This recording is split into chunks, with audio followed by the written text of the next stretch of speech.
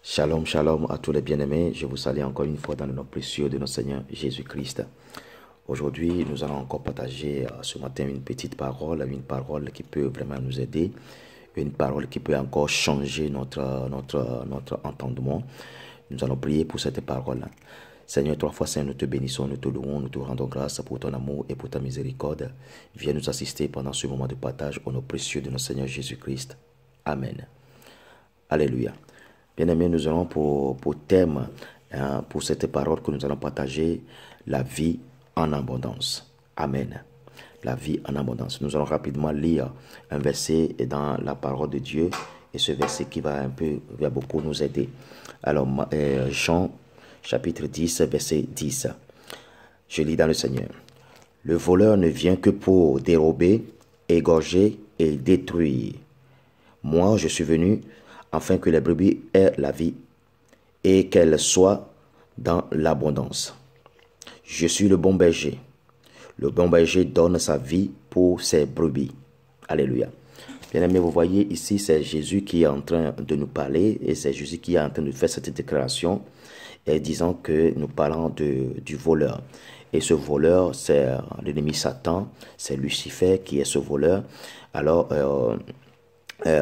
ce voleur, il a dit bien que ce voleur ne vient que pour dérober, c'est-à-dire nous dérober, nous voler et nous égorger, c'est-à-dire nous tuer et puis nous détruire, c'est-à-dire pour nous anéantir. Et que lui, il est venu pour que nous ayons la vie et la vie en abondance, nous soyons dans l'abondance. Ce que nous allons dire ici, nous allons apprendre ici au travers de ce verset, c'est que en tant que des chrétiens ou bien en tant que des croyants, la parole de Dieu, nous devons vivre la parole de Dieu et la parole de Dieu doit avoir un impact sur notre vie.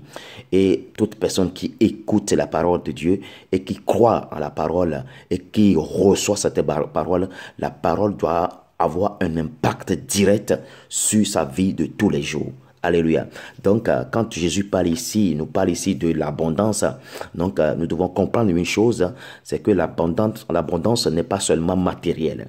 L'abondance n'est pas matérielle. En principe, l'abondance dont Jésus est en train de parler ici n'est pas matérielle, n'est pas financière.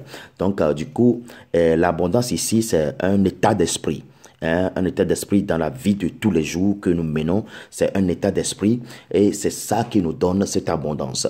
Alors, mais par contre, beaucoup de chrétiens ou bien beaucoup de croyants, nous pensons chaque fois que quand on parle de l'abondance et l'abondance dont Jésus est en train de nous parler, nous pensons que c'est seulement matériel, c'est matériel ou bien c'est une abondance financière que Jésus est en train de parler. Plutôt, Jésus fait allusion à notre état d'esprit et de la confiance que nous devons avoir en nous et de la confiance que nous allons placer en lui. C'est ça qui fait notre abondance.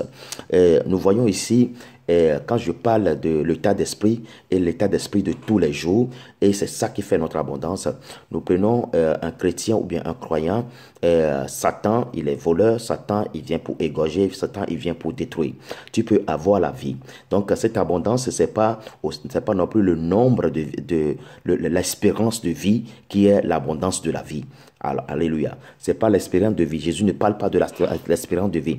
C'est pas parce qu'on a vécu pendant 100 ans, 150 ans. C'est pas parce que on a vécu pendant, ou bien on a vécu pendant 80 ans, pendant 120 ans. Ça, c'est pas le nombre d'années qui fait notre abondance. Mais c'est l'espérance que nous avons. C'est les témoignages favorables que nous vivons tous les jours. C'est les témoignages que nous avons dans notre vie de tous les jours. C'est les épreuves que nous traversons et que nous gagnons de ces épreuves, c'est les bonnes choses qui nous arrivent, c'est notre état d'esprit qui est rempli de joie, de bonheur, qui fait l'abondance de la vie. C'est pas la quantité d'années qu'on a vécu qui fait l'abondance. La preuve, c'est qu'on peut avoir beaucoup d'années, on peut vivre beaucoup d'années, mais avoir des problèmes, des soucis, des difficultés tout le long de cette année. Et c'est pas ce que Jésus est en train de nous promettre ici. Donc, ça n'a rien à voir avec le nombre d'années qu'on doit vivre, mais c'est aussi une partie, ça fait partie de cette abondance. Le nombre d'années qu'on doit vivre fait partie de cette abondance. Mais ici, Jésus veut faire allusion à notre état d'esprit, à notre vie de tous les jours, comment nous vivons cette vie. Est-ce que nous sommes dans la joie? En tant que des chrétiens, toutes les paroles que Dieu nous dit, c'est pour nous rassurer. C'est pour nous donner l'assurance, c'est pour nous donner de la joie, c'est pour nous faire montrer son amour, c'est pour nous dire que nous sommes très importants pour lui et que son projet, c'est que nous vivons dans le bonheur. Car la Bible dit que la terre appartient aux hommes et qu'il veut que nous prospérons comme prospère l'état de notre âme. Donc, bien-aimés, nous devons comprendre une chose. Quand on est chrétien ou bien quand on est croyant, nous devons veiller à la joie de notre vie. On ne doit pas laisser la tristesse nous accabler, la tristesse voler, prendre notre joie. Nous ne devons pas laisser les difficultés, les problèmes que nous traversons voler notre joie. Parce que la joie, quand on perd sa joie, quel que soit ce qu'on a, quelle que soit la somme qu'on a, quelle que soit la quantité d'argent, de biens qu'on a, quand on n'a pas la joie à l'intérieur, tout cela ne peut rien nous apporter. Alors, Jésus fait allusion à cette abondance qui est une vie de joie, une vie de santé, qui est une vie de bonheur. Le bonheur, c'est l'ensemble de tout ce qui peut nous donner la joie. Alléluia. Donc, vous voyez ici ce que nous devons travailler. Des fois, nous nous laissons voler nous-mêmes et nous nous laissons détruire nous-mêmes, nous nous laissons égorger nous-mêmes. Ça dépend de quelle façon nous prenons les difficultés que nous traversons, ça dépend de quelle façon, de quel côté nous prenons les choses. Parce que les problèmes que tu peux avoir, les problèmes, le seul objectif de ces problèmes qu'on peut avoir, c'est que tu sois triste, c'est que tu sois déprimé, c'est que tu sois malheureux, tu te sens malheureux et ça, c'est ce que Satan fait pour nous détruire, pour nous égorger, pour nous voler.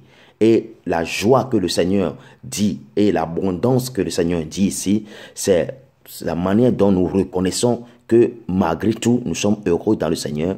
Malgré tout, que nous avons le bonheur, nous avons la joie. La joie est en moi et je ne laisse personne me voler ma joie. Et la tristesse, je ne laisse pas la place à la tristesse pour que la tristesse vienne remplacer ma joie ou bien vienne voler ma joie. Alors, quand je traverse les choses, la Bible dit que il ne va jamais, le Seigneur nous a promis qu'il ne va jamais nous laisser, que la tentation qui dépasse notre foi arrive sur nous.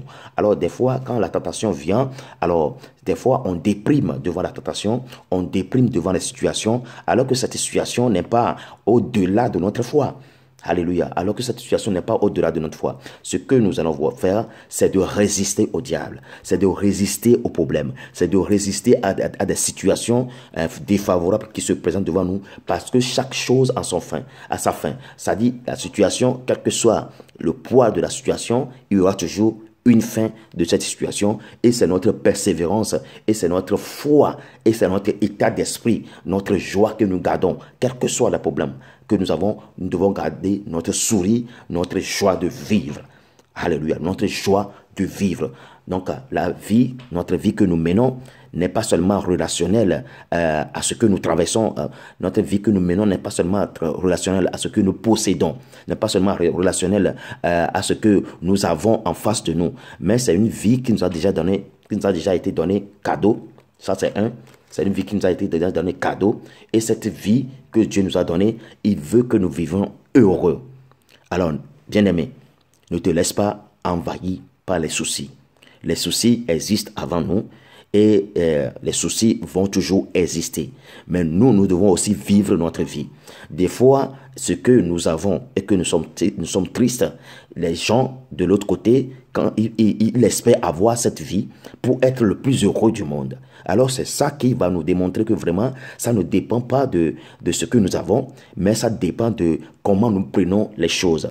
Donc on peut se contenter de ce qu'on a et vivre heureux avec ce qu'on a. Alléluia. L'ennemi, qu'est-ce qu'il fait chaque fois de nous voler? C'est pas qu'il va venir voler comme un voleur physique, qui va venir voler notre bien, notre voiture, notre maison, notre meuble, notre argent sur le compte. C'est pas ça ce que le Satan veut faire. Mais il suffit qu'il vole la joie que tu as en toi. Quel que soit ce que tu as, tu vas vivre malheureux. Dans l'abondance, mais tu vas vivre malheureux. Il suffit qu'il vienne détruire ton état d'esprit. Il suffit qu'il détruise la joie que tu as dans toi, ou bien te donner la tristesse. Et vous allez voir des fois, ça peut nous arriver où on se lève, on ne comprend pas pourquoi on n'est pas dans la joie, on ne comprend pas pourquoi on est triste, et on fuit, mais on ne sait pas pourquoi on est triste. Alors on se dit des fois, ah oui, aujourd'hui je suis mal réveillé. Oui, ça peut arriver. Ça, c'est l'ennemi Satan. Ça, c'est l'état d'esprit. Ça, c'est Lucifer qui nous met dans cet état-là. Et toute la journée, tu vas voir que tu es malheureux toute la journée. Tu vas voir que tu n'es pas bien toute la journée. Quelle que soit la gentillesse des autres, quel que soit ce que les autres apportent dans ta vie pour que tu vis, pour que tu aies la joie, tu n'es pas la joie. C'est-à-dire que l'ennemi Satan est capable d'assommer notre état d'esprit, est capable de nous mettre dans un état de tristesse incroyable. Et tous les biens qu'il y a autour de nous, toutes les grâces que nous avons autour de nous, toute l'abondance que nous avons autour de nous, et cette abondance, on ne peut pas la vivre, on l'ignore complètement et on vit malheureux malgré qu'on est dans l'abondance. Donc nous devons veiller sur notre état d'esprit. Alors c'est une lutte perpétuelle, c'est un combat de tous les jours. Alors du coup, quand tu te lèves et que tu te sens triste, alors bien aimé, laisse-moi te dire que Dieu, ce message va t'aider. Laisse-moi te dire que Dieu t'a donné la capacité de changer cet état d'esprit. Parce qu'il suffit seulement de prendre conscience que non, tu n'as pas le droit de vivre malheureux, tu n'as pas le droit d'être triste et que la tristesse ne vient jamais de Dieu. Et que la tristesse, c'est un moyen de Satan pour te mettre malheureux, pour te rendre malheureux, pour te voler, pour t'égorger ta journée, pour te gorger ta vie, pour te voler ta journée, pour te détruire ta journée. Alors rapidement, tu pries et tu demandes la joie de Dieu et tu vas voir que tu vas retrouver ta joie. Tu vas retrouver ta joie. Et cette tristesse, des fois, personne ne nous fait rien, mais la tristesse nous envahit et on s'isole des autres. On fuit tout ce qui est la joie, tout ce qui peut changer notre état d'esprit. Mais tu as le droit de vivre heureux. Et c'est ce que le Seigneur est en train de dire ici, que lui vient pour te donner la vie et que cette vie soit une vie d'abondance. Et l'abondance, c'est un état d'esprit. C'est pas matériel, c'est pas financier, c'est un état d'esprit. Que Dieu nous aide à combattre la tristesse, à combattre le malheur, à combattre cette façon dont nous sommes des fois, nous déprimons des fois. Et des fois, nous avons tout, mais nous ne sommes pas heureux. Il suffit de retrouver l'amour pour soi-même, l'amour de Dieu et vivre le jour, et dans l'abondance, c'est dans la joie, dans la reconnaissance de ce que nous avons et que les autres n'ont pas. Que le Seigneur nous bénisse et qu'il nous protège et qu'il nous donne cette force. Et à chaque fois que quelqu'un ou bien une situation veut nous mettre dans la tristesse, que nous luttons fort contre cela et retrouver notre joie de vivre. Shalom, shalom, que Dieu te bénisse. Amen.